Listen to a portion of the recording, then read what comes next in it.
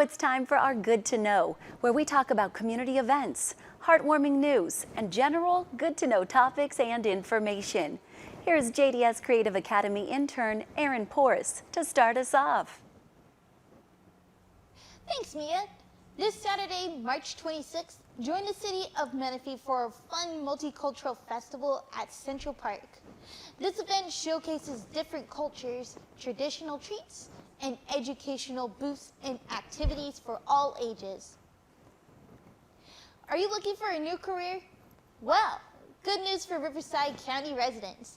Caltrans is holding a hiring event on April 7th in Moreno Valley at the city's Business and Employment Center.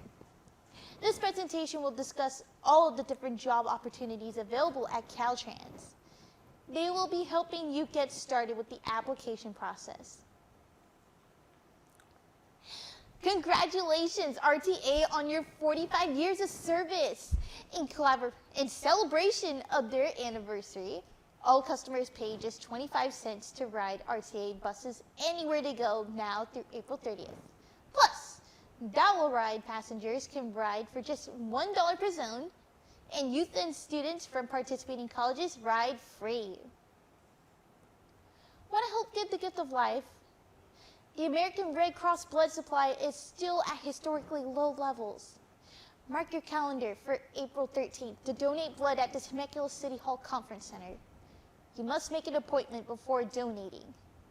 If you can't make that date, come on down to JDS Studio on May 27th. We are hosting a blood drive with live-stream blood bank. The House of Ukraine Museum is currently accepting donations for the Ukrainian people. Items include clothing and hygiene products and military and medical supplies. Donations can be dropped off at the Marietta Public Library. If you have a micro business that has been negatively affected by the COVID-19 pandemic, you could be eligible to receive a $2,500 grant. To qualify, you must have fewer than 5 employees and a revenue under $50,000. The evening of Friday, April 15th marks the beginning of the Jewish holiday of Passover. B'nai Hayam Jewish Community Center will be holding their Passover Seder in person on April 16th. Call them at 951-677-7350 if you want to attend. Springtime is here. This means festivals and egg hunts are happening throughout Riverside County. Hop on over to Moreno Valley's Springtastic Festival and Egg Hunt on April 2nd at Sunnymead Park. There will be a youth fun zone, crafts, carnival games, and food vendors. You can also spring on over to Perris with the family and enjoy a delicious breakfast with the Easter Bunny and hunt for some eggs too. All the fun takes place on Saturday, April 9th at the City Hall. Photos with the Easter Bunny are also available. The fun continues. Kids can hunt for eggs all over. Make sure you check out our website. We will have information for all festive egg hunts happening in Riverside County. Do you love a good barbecue? Well, mark your calendar to attend the Murrieta Fire And Rescue's 75th Annual Firefighters Barbecue, taking place on Saturday, April 23rd at Marietta's Town Square Park Amphitheater. Exciting news for baseball fans. Baseball season is back this spring. Opening day at Lake Elsinore Storm is April 12th. Be on the lookout for some of our awesome JDS participants who will be roaming around the stadium as a part of the production crew. March is Women's History Month, when we celebrate and encourage the study of women's roles in American history. In Riverside County, numerous women are making history right now as government leaders, activists, scholars, doctors, entrepreneurs, and more. SOI team members Stephanie Garcia and Bella Journey are here to highlight a few of these notable women.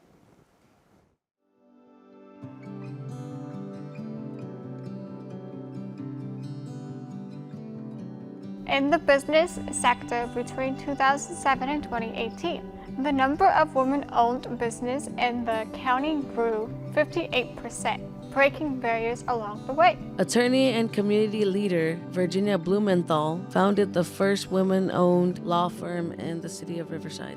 Terry Delhammer became Temecula's first female winery owner when she purchased Key Way's winery. I really enjoyed the challenge, and it did take me a little while before it sunk in that I was the first female winery owner in, I think, Southern California, and it was all about me. I mean, I owned the property and I ran the business. Just coincidentally, most of my managers and staff were female, so we were kind of this team of ladies venturing into the wine business. And I found that the winery owners, all males, sometimes couples, were very welcoming. I would suggest to and advise any woman who's interested in opening a business or starting into an industry that's male dominated, just put blinders on and, go do it and not worry about whether somebody is going to think differently of you or treat you differently because you're a female.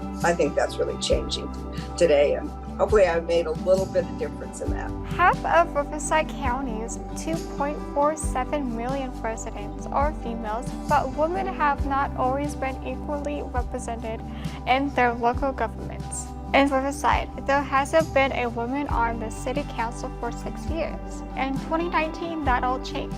Voters elected Erin Edwards, the first ever openly LGBTQ woman to serve on the city council. Voters also chose Gabby Placencia to represent the city's 5th ward. She is now the first ever Latina council member for the city of Riverside. To be the first Latina elected in the history of Riverside was huge, not for me, but for our people that we represent, to have the voice, to feel like they're included for once. And that's what's been so great for me to be a part of. The first part of my tenure was really focusing on the pandemic and how we can get those resources, inclusive of testing and vaccines, and really to the areas that needed it the most. We also, in this short tenure, declared racism a public health crisis, which was huge for me to really start the dialogue about diversity, inclusivity in our policies. And for me, long-term is really looking at housing and bringing good jobs to the community.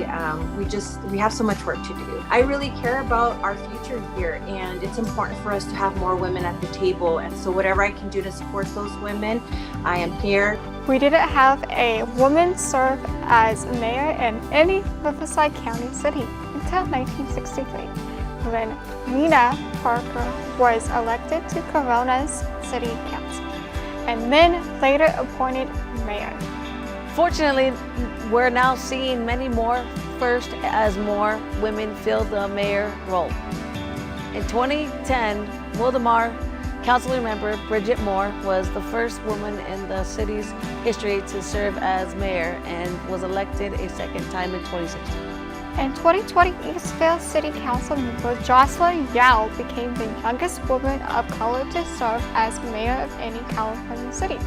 Many more women are reaching top positions in government services and greatly influencing policy. One of them is Heidi Marshall, Director of Housing, Homelessness Prevention, and Workforce Solutions for Riverside County. Through a director position, I'm able to impact and set the vision for the organization. I set the tone, drive the values.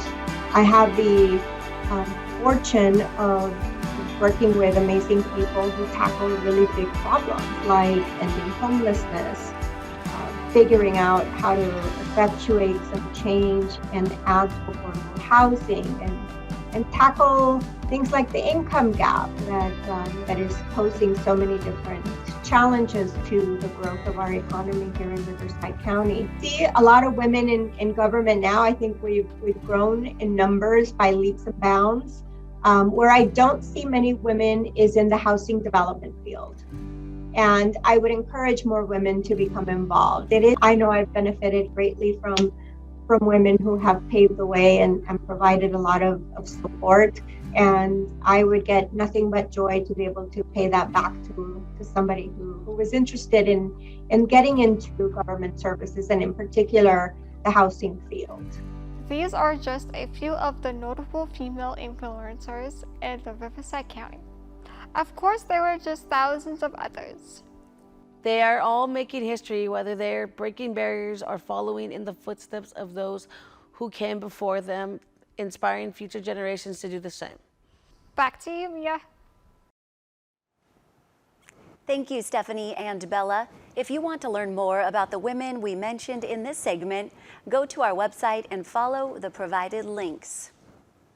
The Temecula Valley Chamber of Commerce is proud to announce the 56th Annual Awards Gala. It'll take place Saturday, April 2nd at Pechanga Resort and Casino. Congratulations to my #JDSFamily for their nomination of JDS Video and Media Productions for Business of the Year and JDS Creative Academy nomination for Nonprofit of the Year. Fingers crossed, we win. DigiFest Temecula 2022 will be here before you know it. The 6th annual 3-day festival, competition, and conference held April 22nd, 23rd, and 24th features an amazing speaker lineup. Here's a look at who's coming to DigiFest 2022. DigiFest Temecula 2022 festivities kick off Friday evening, April 22nd, with 2 keynote speakers. TV personality Kari Michelson, known for her success portraying Katie Kaniski on Give Me a Break, and casting director, publicity coach Jenny Brown. The evening closes with a smash performance by singer-dancer community activist Torrin Floyd. On Saturday, April 23rd, DigiFest presents a full day of events with a prestigious animation comics panel of experts and 2 notable keynote speakers, multiple Emmy Award-winning director of photography Mario Ortiz and comedian, filmmaker, and actress Renee Pizzotta, who was in the Academy-nominated movie The Ricardos. The day's excitement isn't over yet. Catch the DigiFest submission screening Saturday evening. The 3-day event culminates on Sunday, April 24th with a banquet featuring guest speaker Gina Tuttle, one of America's top voiceover artists, and the voice of the 81st Academy Awards. Then comes a presentation of the Digi Awards. Who will win? Be there to find out. You don't want to miss a minute of DigiFest. Tickets on sale now. Submissions for the competition close March 25th at midnight. Don't miss your chance to be a 2022 Digi winner. Check this out. Submissions for DigiFest are now open. Early deadline is January 28th, 2022, and our late deadline is March 25th. Turn in something you created or go out and create something new. Visit www.digifesttemecula.org for more info.